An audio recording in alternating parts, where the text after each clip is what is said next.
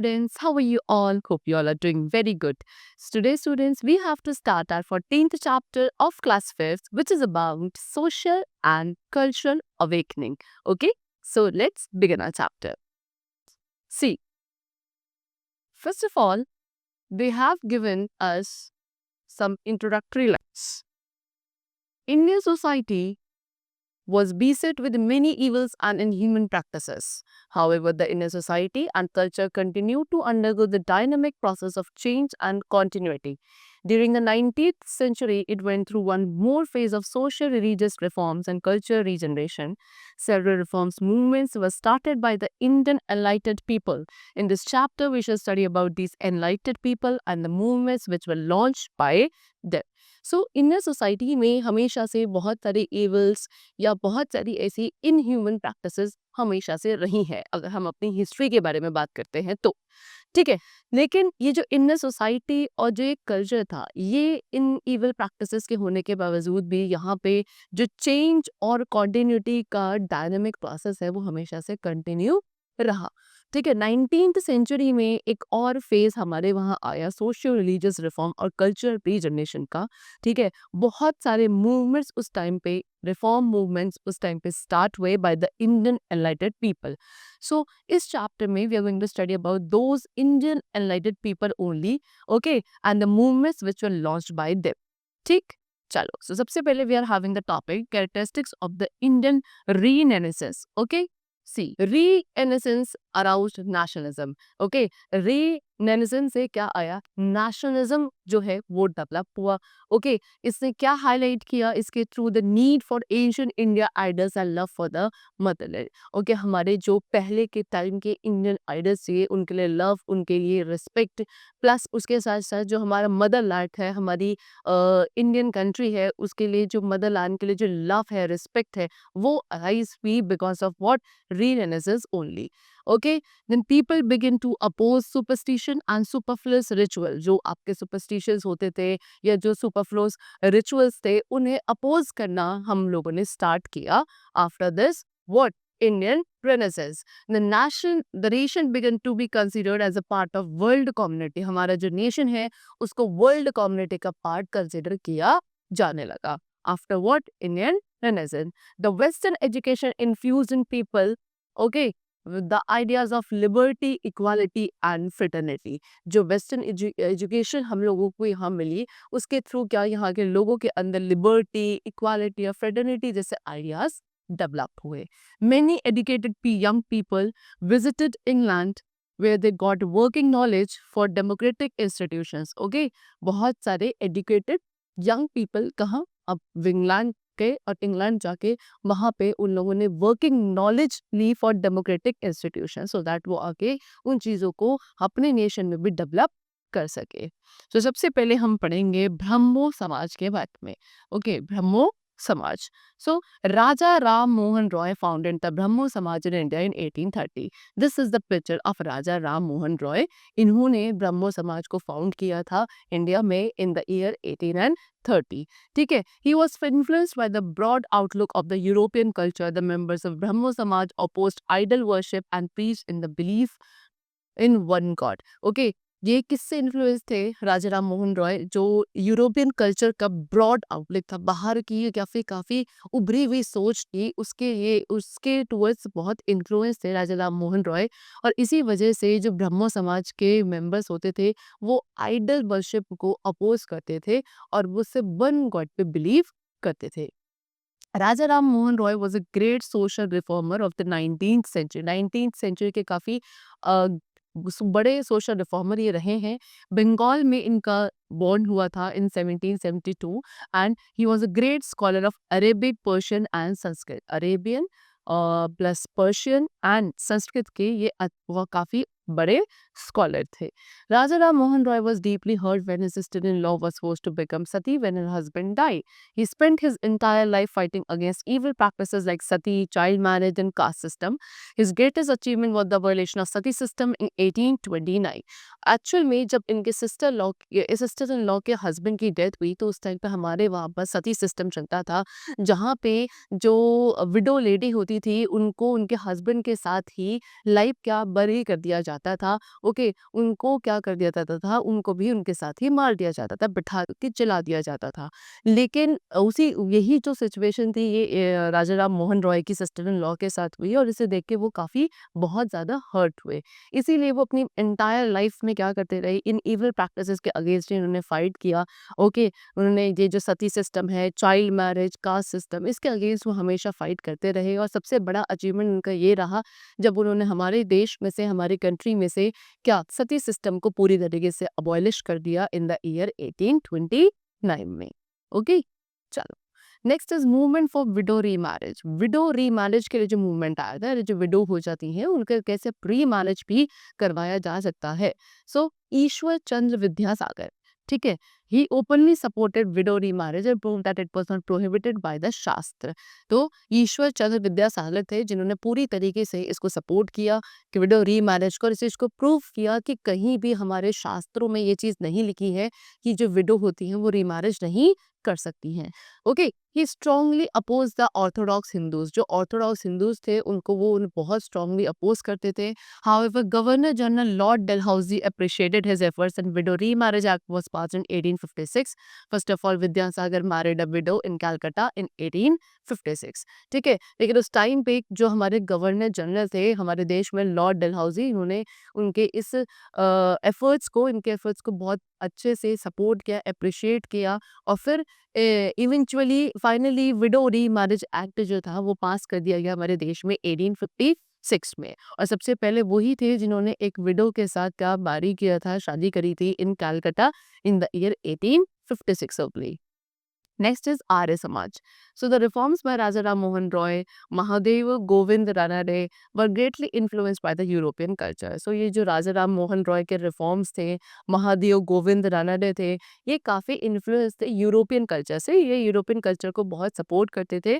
However, there were other social reformers who had strong beliefs in Indian culture and customs, so they based their reforms on Indian culture. लेकिन उसके बाद भी बहुत सारे social reformers थे जो सिर्फ इंडियन कस्टम्स पे बिलीव करते थे, इंडियन कल्चर को सपोर्ट करते थे, ठीक है। उनको उसी उसी अकॉर्डिंग यहाँ जो रिफॉर्म्स है वो इंडियन कल्चर के बेसिस पे ही बनाए जाते थे। Now next we come to what Swami Dayanand Saraswati. Okay, I will show you the picture also. He is what Swami Dayanand Saraswati, ठीक है। So he was the one who founded Arya Samaj. इन्होंने ही आर्य समाज की फाउंडेशन करी थी 1875 में। He was a great scholar of Sanskrit and had studied the religious book deeply. Sanskrit के बहुत बड़े स्कॉलर, ज्ञानी रहे ये, ठीक है। और इन्होंने क्या उस टाइम जो रिलीजियस बुक्स थी उन्हें बहुत डीपली इन्होंने स्टडी किया था। ही believe that though Vedas from the base of Hindu religion their basic principles are not follow. ये क्या बिलीव करते थे कि जो वेद है, जो हमारे हिंदू रिलीजन के बेसिस पर है और जो उनके बेसिक प्रिंसिपल्स हैं वो फॉलो नहीं होते हैं। ओके, ही अपोज कास्टिज्म, कास्टिज्म को अपोज करते थे, आइडल वर्शिप को, डिस्क्रिमिनेशन जो था बिटवीन मेन एंड वुमेन, इन सब के अगेंस्ट थे कौन? स्वामी दयानंद सरस्वती। ये वन गॉड पे बिलीव करते थे और रिलीजियस सुपरस्टिशंस पे बिल्कुल भी बिलीव नहीं करते थे। He wrote a famous book called Satyarth Prakash. एक बहुत famous book Satyarth Prakash was written by Swami Dayanand Saraswati only, जो किस पे बेस्ड थी? वेद्स की फिलॉसफी, जो वेद होते हैं हमारे, ठीक है, उनकी फिलॉसफी पे बेसिस थी। Arya Samaj also allowed non Hindus to be converted into Hindus. Arya Samaj ने क्या करा था? उन्होंने नॉन हिंदूज को अलाउ कर दिया था कि वो भी क्या कर सकते हैं? हिंदूज में कन्वर्ट हो सकते हैं। Next we come to Ramakrishna mission. Okay, अब रामाकृष्ण मिशन जो था वो एस्टैब्लिश किया था स्वामी विवेकानंद जी ने, ठीक है। So I will show you the picture of Swami Vivekananda ji also. This is Swami Vivekananda ji, ठीक है। ये Swami Dayanand Saraswati and this is Swami Vivekananda. चलो, so let's continue. He was a pupil of Sri Ramakrishna Paramahansa. Okay, so किसके? श्री रामकृष्ण परमहंस के ये कौन थे? प्यूपिल थे। इनका डायनेमिक पर्सनालिटी थी, काफ़ी नॉलेज थी इनको, deep knowledge of Hinduism and a rare vision. He attended the world parliament of religion at Chicago in 1893 where he was heard with great favour. इन्होंने क्या वर्ल्ड पार्लियामेंट जो रिलीजन का होता है शिकागो में 1893 में उसको अटेंड किया था, जहाँ पे इनको क्या बहुत ही फेवर के साथ इनको सुना गया, वहाँ समझा गया। ही was the first Indian who is re-established the spiritual preeminence of the Vedanta philosophy on a global scale। पहले ऐसे इंडियन थे जिन्होंने स्पिरिचुअल प्री एमिनेंस वेदांत फिलोसफी की को फिलॉसफी को ग्लोबल स्केल पे क्या किया था, रीस्टैब्लिश किया था। इन्होंने नेशनलिज्म जो था वो अराउज किया अमंग द इंडियन पीपल, और जितने भी सोशल इविल्स थे उस टाइप पे उन सभी को ये पूरी तरीके से अपोज करते थे। ओके, चलो। Now next we come to Aligarh movement. Aligarh movement 19th century में Muslim society was against European culture and education. The religious leaders were against the education of women. They did not like to send their girls to school. Parda system was hardly practiced in Muslim society.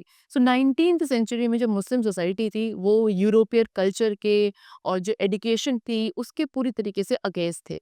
ठीक है, उनका जो religious leaders थे उनकी society के, वो women की education के बिल्कुल अगेंस्ट थे कि जो वुमेन है, औरतें हैं, उनको पढ़ाया लिखाया नहीं जाना चाहिए। उन्हें अपनी जो गर्ल्स थी अपने घर की, उनको पढ़ने के लिए स्कूल के लिए भेजना पसंद नहीं था, वो ना भेजते थे।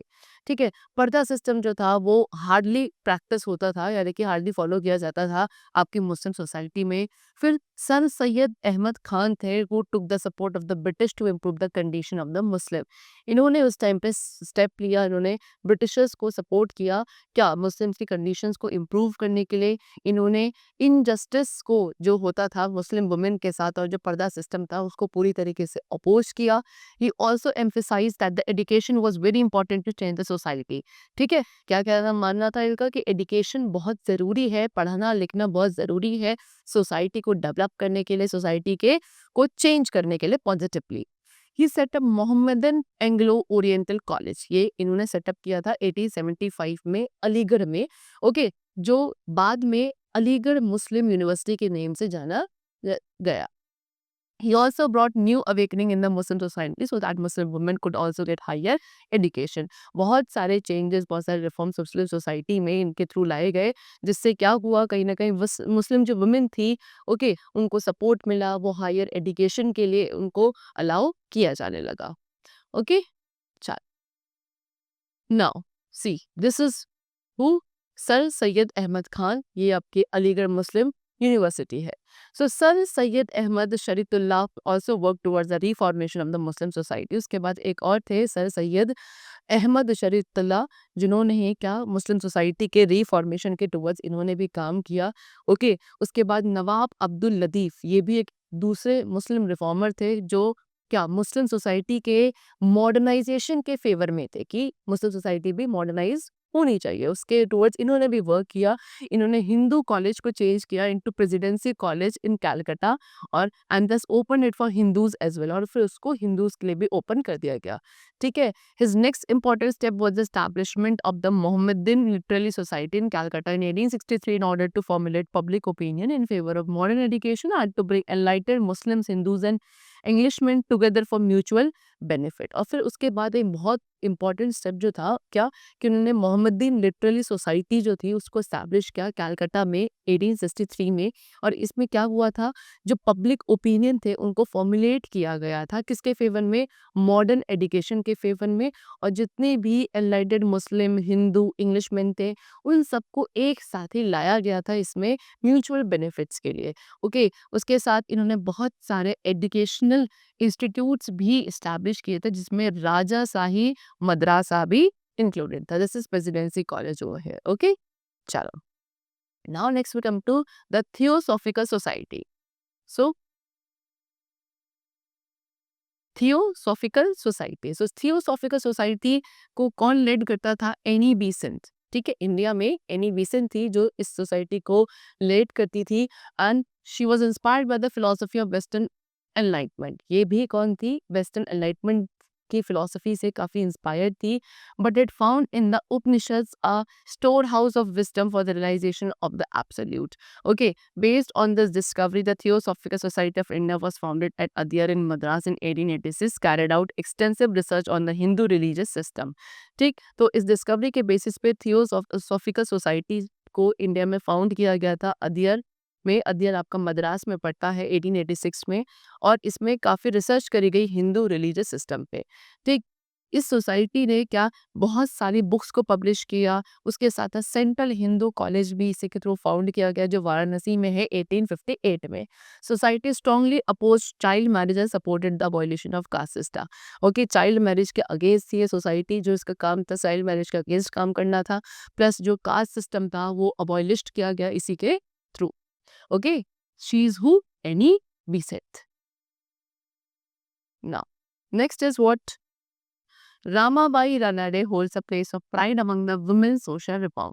फिर उसके बाद रामाबाई रानाडे, शी इज रामाबाई रानाडे, जो क्या एक बहुत बड़ा प्लेस होल्ड करती है सभी वुमेन सोशल रिफॉर्मर्स के बीच में, because she founded the Poona सेवा सदन। ठीक है, पूना सदा सेवा सदन इन्हीं के थ्रू फाउंड किया गया, जहाँ पे गर्ल्स को ट्रेन किया गया एज नर्सेस। ठीक है, उनको वहाँ पे नर्सेस के लिए ट्रेन किया गया।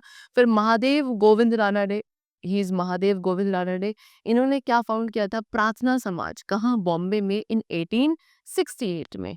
ठीक है, he emphasize the education of women, widow remarriage and abolition of purdah system. इनका एम्फेसिस किस पे था कि वुमेन को ज़्यादा से ज़्यादा पढ़ाया जाना चाहिए, उनको एजुकेशन मिलनी चाहिए। विडो रीमैरिज पे उनका एम्फेसिस था, प्लस पर्दा सिस्टम को अबॉलिश करने के पीछे। Next is Keshav Chandra Sen and महर्षि देवेंद्र ठाकुर। ठीक है, ही फाउंडेड वॉट वेद समाज, इन दोनों ने वेद समाज को फाउंड किया था जो मद्रास में है, और ये किसको फॉलो करते थे, प्रिंसिपल्स एंड एम्स ऑफ ब्रह्मो समाज, ब्रह्मो समाज के प्रिंसिपल्स और एम्स को फॉलो किया जाता था। All the social reformers help improving the status of women and spreading education that develop the people of India. It help the lot in giving new life to the Indian national movement. जितने भी ये social reformers थे, इन्होंने जो women का status था उसको काफ़ी इम्प्रूव किया, प्लस एजुकेशन को स्प्रेड किया, वुमेन एजुकेशन को स्प्रेड किया all through out the nation. ठीक, इन्होंने हमारे देश को, हमारे देश के लोगों के डेवलपमेंट में हेल्प करी, प्लस एक न्यू लाइफ देने में इन्होंने हेल्प करी थी हमारे इंडियन नेशनल मूवमेंट को। And this is how we have completed our chapter. We have discussed about all those who the great people who have contributed to some social or some great positive reforms in our country. Okay, I hope the chapter was very clear and understood to you. We'll meet you very soon in the next class. Till then, take care and thank you everyone.